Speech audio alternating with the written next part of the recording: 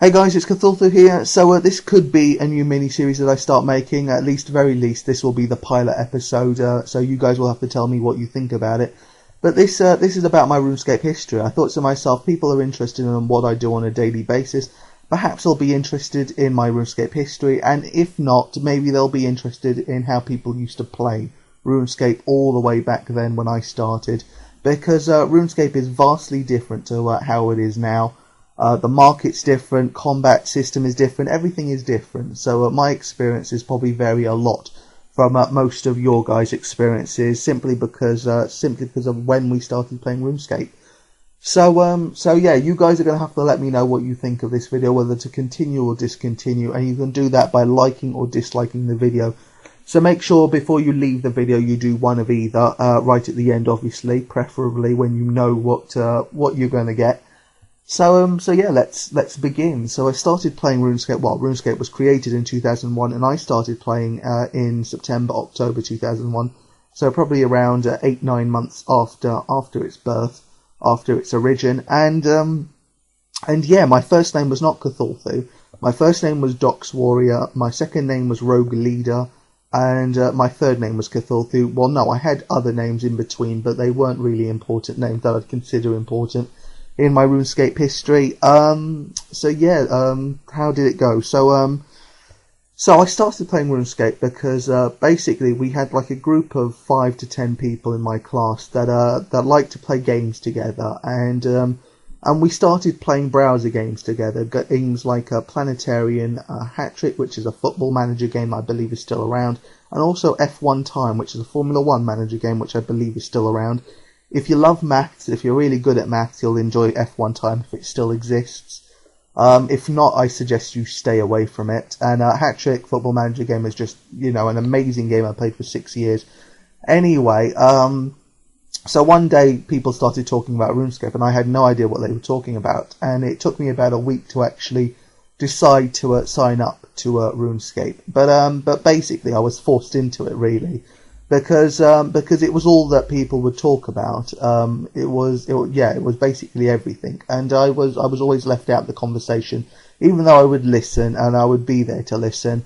I was basically left out of the conversation because I had no idea what they were talking about, and I couldn't contribute to the conversation because I simply had nothing to say about it. And yeah, I don't know why it took me so long, but it did, and eventually I did finally sign up to RuneScape so I could start playing with my friend. And the day before, I remember asking them, what should I do?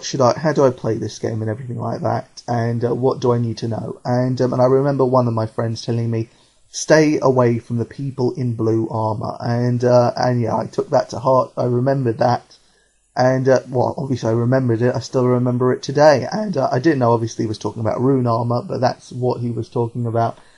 And yeah, so later that day I started playing RuneScape, and one thing that I actually remember is, well, the actual site on which you went on to play the game was vastly different. It was part of that. I don't even know if it was RuneScape.com. I think it was just like jagex.com, and there were all lots of different Jagex games that you could play. One of them being RuneScape. And I looked at the recent updates for RuneScape, and it was nice to see that it was a game that had its content updated. But one thing that I saw was that a quest had just been released a couple of days ago, and it was called Dragon Slayer Quest. So I have no idea, when Dragon Slayer was released, but obviously it coincides with when I started the game, so which is a fantastic point of reference for me. I actually need to really go have a look back when Dragon Slayer was actually released. Then I'd know exactly when I signed up. Regardless, before I actually even talk about RuneScape experiences, I mean, when I was told about this game, and when I listened to people talking about this game, what I actually imagined was a 3D game where you were your own person, so you were you could play first person, and instead of holding a gun in like a normal first person shooter. I would be like something like Unreal Tournament basically, but medieval and holding guns. But instead of holding a gun, I would be holding a sword, and then in the other arm a shield. And also I imagined having to use my mouse to left click to swing my sword and right click to use my shield or something like that. That's what I was actually imagining. And obviously when I started playing RuneScape, I realised it was a completely different ball game. It was not like what I imagined. In some ways, I was actually a bit disappointed, because at least a game like you'd be left clicking and right clicking to block an attack would be more interactive. But you know, obviously, you know, it wasn't a deal breaker because I've been playing it for so long now.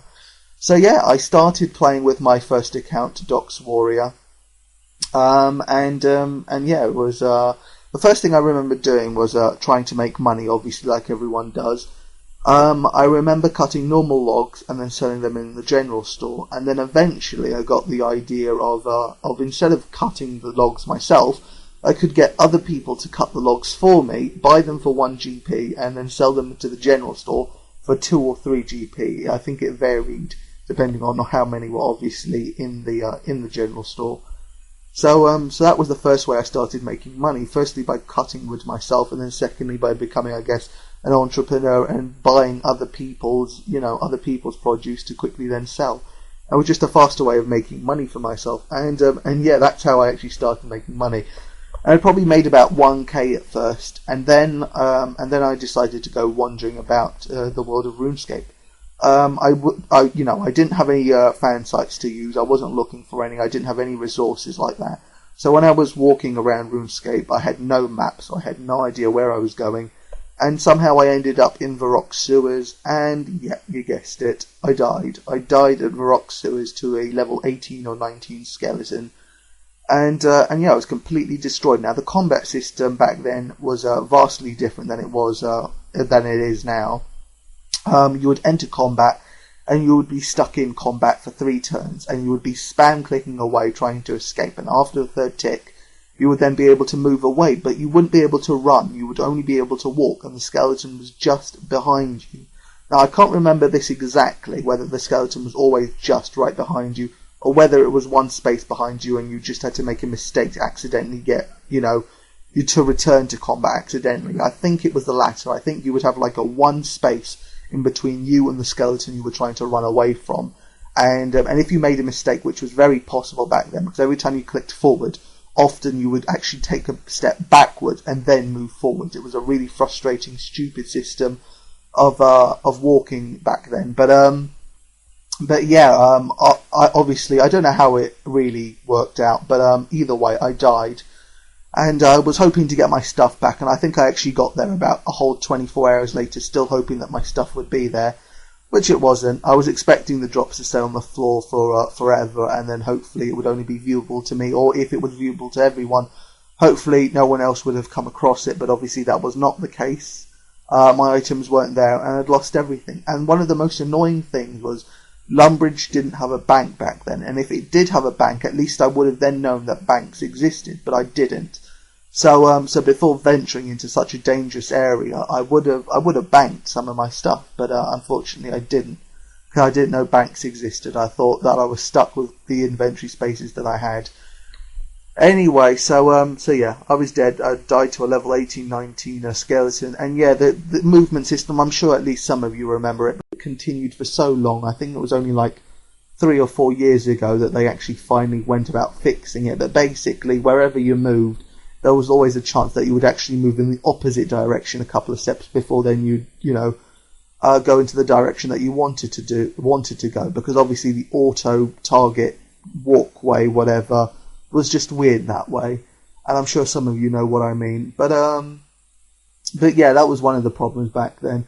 I remember going back to school after dying, and I started saying, oh, I died to a skeleton and I lost this much money and everything like that. And I remember a guy blatantly lying now that I obviously think about it, but he said, oh yeah, I died to like a level 130 skeleton, of which there was no such thing, but obviously, I have no way of knowing whether he's telling the truth or not, and I believed him, and I was like, oh, I better stay away from them then.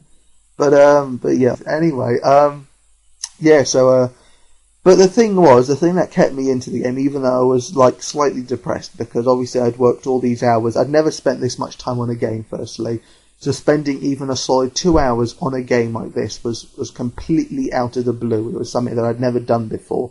So knowing that all that time had gone to waste, that I could have done something, better and had more fun, and I've not lost everything and have nothing to show for it. But because, you know, people at school kept talking about the game, I kept playing it, and that's just the way it worked out. I just kept on with it because my friends kept wanting to play it, and even at the time I wasn't actually playing with friends. I didn't have a clue what their names were, and even if I did, I wouldn't have written them down and then added them on game. I think I only actually ended up adding at least 2 or 3 people out of the about 10 people that actually played it. Even though it was supposed to be, you know, a fun game for all of us to play together, we never really did that. We all did our own thing because we were all competitive and we all wanted to make the most money, and that's what it was all really about. It wasn't about getting together, it was about beating each other in terms of wealth.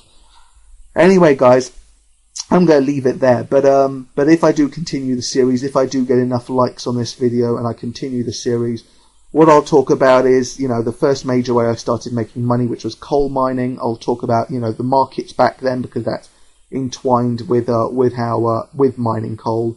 So, for example, you know, there was no grand exchange, there was no noted items, there was no certificates even then, and yeah, the way we traded and everything was a whole lot different to what it was now, what it is now, and I'll also, well, what else can I talk about? I don't even know, but I'll get to it eventually. But yeah, guys, this has been Docs Warrior.